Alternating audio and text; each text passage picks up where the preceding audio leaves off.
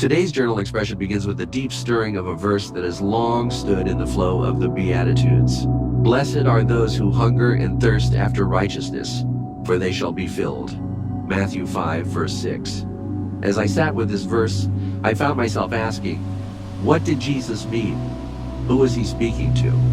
Was he speaking to the Jewish people standing before him, still wrapped in the weight of the law?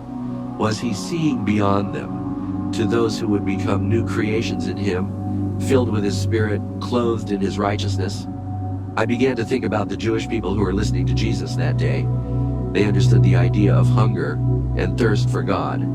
As Scripture in the Old Testament speaks again and again of longing for the Lord, of the soul panting for him like a deer pants for water, they would understand the metaphor. But when Jesus changed the object of hunger and thirst from God to righteousness, everything shifted.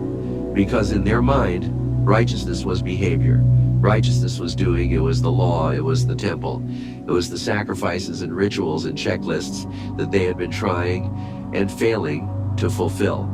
So to hear that the blessed are those who hunger and thirst after righteousness would be to place before them something that they had already tried to achieve and found themselves constantly falling short of.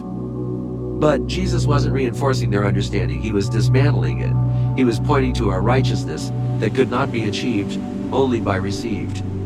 And this is where my heart began to tremble in Revelation, because I realized Jesus was not demanding effort. He was announcing the hunger that already exists in the heart of man, a hunger that cannot be satisfied by behavior or ritual, a thirst that cannot be quenched by animal sacrifices or temple observance.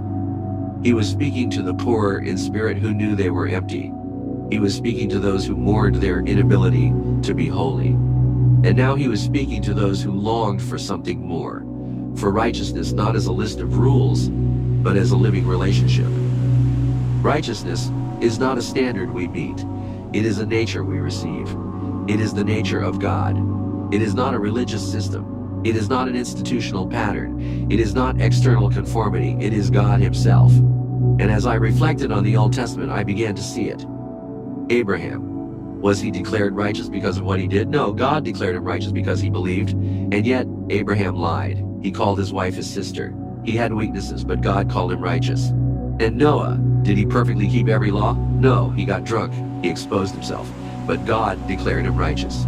None of the patriarchs had the law, yet somehow they walked with God. Somehow they were declared righteous, not because of their deeds, but because of their heart posture. They were open to God. They depended on God. They believed God. And I began to see something deeper. The law was given to Israel, not because it was God's ultimate plan, but because the people insisted. At Sinai, God offered himself. He wanted to speak directly to the people. But they were afraid. They told Moses, "You go for us." And from there, the law was written and sacrifices were instituted. So, the law was not the original intention. Relationship was. God never wanted a transaction. He wanted a people who would carry his nature, who would walk in union with him. But when the people chose law over intimacy, God gave them the law.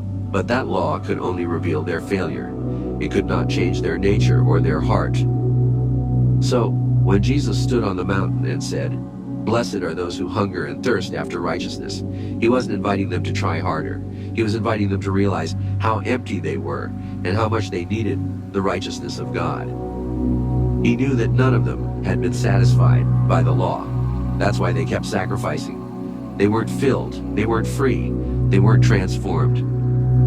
But now, in him, there would come a day when those who hunger would be filled, not with new rules, but with his Spirit, with his nature. I realized that righteousness is not about being good, but it's about being one with the one who is good. It's not about ticking boxes. It's about receiving a new identity. It's not about climbing a ladder of morality. It's about surrendering to the one who came down to lift us up.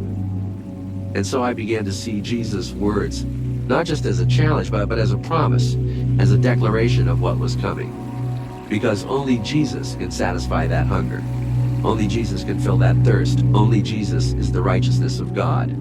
And now, through the cross, through his death and resurrection, he has become for us what we could never become. The law demanded, Jesus fulfilled. The law pointed, Jesus embodied. The law condemned, Jesus justified. So yes, He was speaking to the Jews, but he was also speaking beyond them, to us, to the new creation, to those who would one day understand what he meant because the Spirit would reveal it.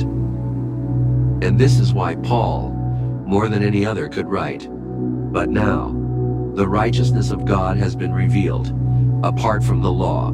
This righteousness is given through faith in Jesus Christ to all who believe." Romans 3, verse 21 to 22. Paul saw it. Paul understood it. And now we see it too. To hunger and thirst for righteousness is not to crave moral superiority. It is to crave God himself, his presence, his nature, his spirit, his life. And the promise is this: we will be filled, not by works, not by performance, not by effort, but by grace, by the gift of righteousness that comes through Jesus Christ. So, today I write this journal not just as a reflection, but as a declaration. I am not trying to become righteous. I have received the righteous one. I am not earning. I am receiving. I am not climbing. I am resting. Blessed are those who hunger and thirst after righteousness, because the righteous one has come, and we, by faith, by surrender, by union, are being filled.